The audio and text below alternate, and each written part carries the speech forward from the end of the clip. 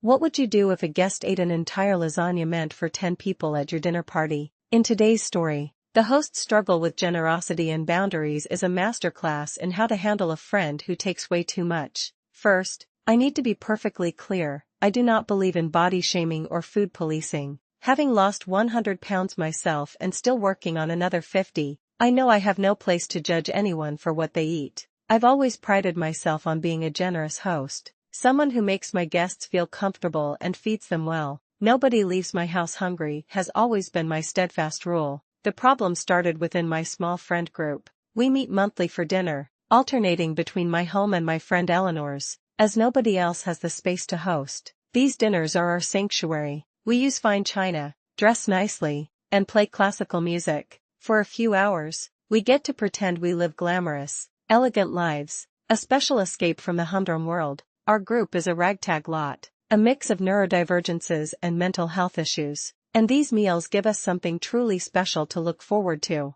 The 7 non-cooking members all chip in $25 each per meal, which, until recently, was enough to make it all feasible. Recently, our friend Beatrice announced she had a new girlfriend, which made us all incredibly happy. Beatrice had been lonely for a long time. I was the first one to host a dinner with her new partner, Veronica, present. When Veronica arrived, I admit I was surprised, but I did my best to hide it and be warm and welcoming. Veronica is about 500 or 600 pounds. I've never met anyone that large in my life, but my furniture is sturdy, so there was no issue there. I started the meal by serving individual bowls of salad, followed by soup. After finishing each course, Veronica insisted on keeping her empty bowls at her place on the table. I thought it was a little odd, but I'm no Emily Post, so I didn't think much of it. Then, I brought out the main course, 2 9 by 13 pans of my special 14-layer lasagna, each cut into 8 substantial pieces. There were 10 of us at the table. Please,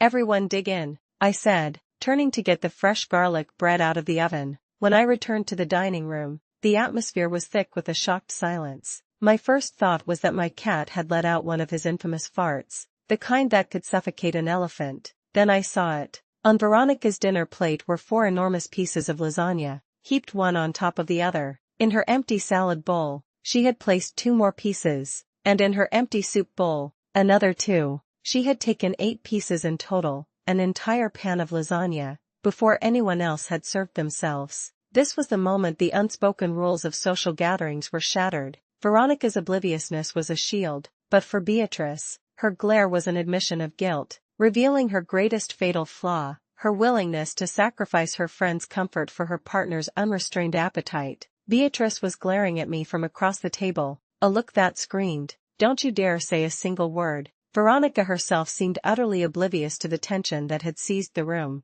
I was frozen. I didn't know what to do, so I just sat down. In the end, Eleanor and I had to share a single piece of lasagna, while everyone else got one. Later, when I served dessert, Veronica consumed at least a liter of ice cream. I also recall her making at least 2 trips to the bathroom during the meal. I can't help but wonder if she purged, which would make it easier to consume that much food. The following month, it was Eleanor's turn to host. Being very organized and precise, she served every course pre-plated. When Veronica asked for extra helpings, Eleanor politely apologized and explained that there simply wasn't any more. It was the truth. Veronica and Beatrice left almost immediately after dinner. Shortly after, Beatrice sent Eleanor a barrage of texts, berating her for controlling Veronica's eating. Then, my phone buzzed. It was a text from Beatrice, saying she trusted I would be more sensitive to Veronica's needs on my next turn. That turn is now just around the corner. My plan was to make a beautiful roast dinner, with both pork and beef.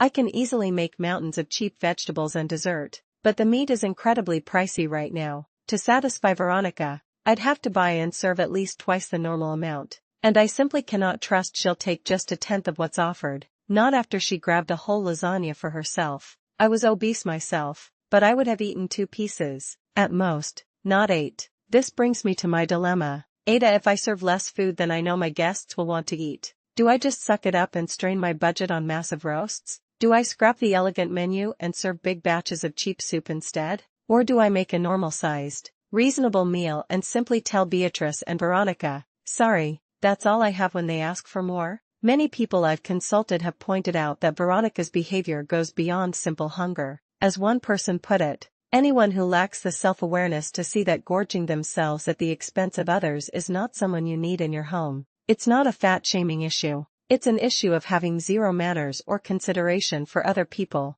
Another piece of advice that resonated was to handle it with clear, proactive communication. One person suggested I send Beatrice a carefully worded text. "Hey, I'm following up on your message. I can appreciate your concern regarding having enough for Veronica to eat. The menu is roast beef and pork, served with vegetables. Please let me know if you and Veronica will be bringing anything to supplement these offerings." It's polite, it sets a boundary, and it places the responsibility back on them. I don't want to be a stingy host or upset anyone, but I've never had to deal with a situation like this. These dinners are supposed to be a joy, a special occasion we all look forward to, but now, a shadow of anxiety hangs over it. Ultimately, this story is about the delicate balance between generosity and self-preservation. True hospitality is a two-way street built on mutual respect, and setting boundaries isn't being a bad host. It's protecting the very harmony that makes gatherings special in the first place. So, I have to ask, where do you draw the line between being a generous host and enabling a guest's inconsiderate behavior?